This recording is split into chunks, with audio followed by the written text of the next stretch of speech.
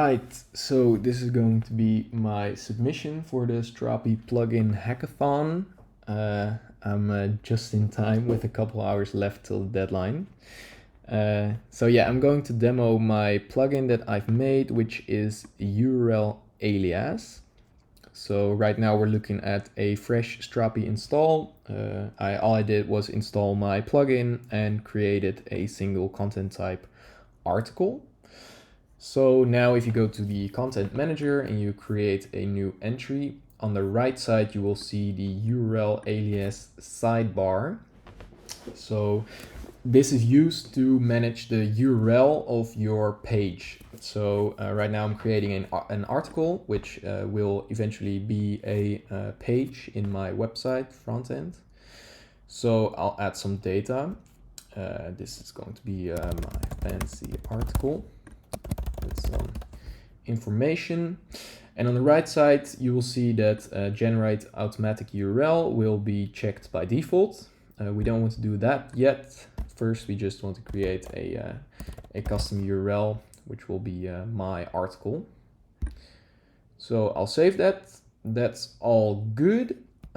So right now this will be stored in the database and will be linked to this specific article. And right now what we can do, which is actually really cool, is we can utilize the URL patterns. So if you click on this link, it'll take you there, which is the settings page. And here you can add URL patterns for your content types. So if I add a pattern, I can select a content type. So I want to select the article content type right now.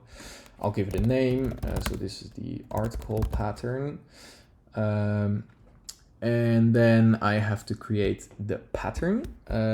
So this will be used to generate all the URLs from pages of this content type. And I can inject some dynamic values. So I can say the pattern for the article URLs should be articles / and then we'll have the title of the article. Cool. So if we save that and then, well, there we go. We have our article, article pattern. And if we then go to content and right now we go to edit our article, and instead of overriding the URL alias, we're going to say now we want to generate it automatically. Cool. And if we save that, then you can see that the URL is generated based on the alias, based on the pattern we just created. So it'll be /article / title, and then the title will automatically be slugified. So it'll be converted to lowercase, and dashes will be added instead of spaces. What's also really cool about this is that it will help you with having unique URLs throughout your entire site.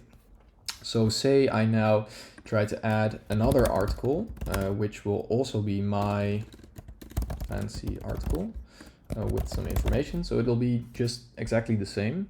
And if we save that, then that doesn't work. That's weird.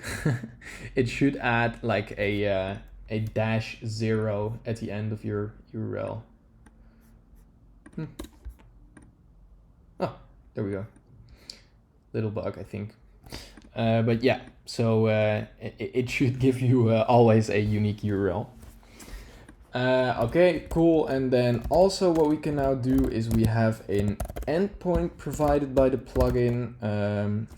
And with that, you can query an article or like any piece of content based on the path. So if we just copy the URL alias and we pass it here to the endpoint, we will get the entity. And this will be like if you query an article or you query a user or any kind of content type, the endpoint will be the same because the path will always be unique.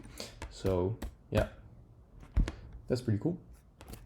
And yeah, that's it for my submission.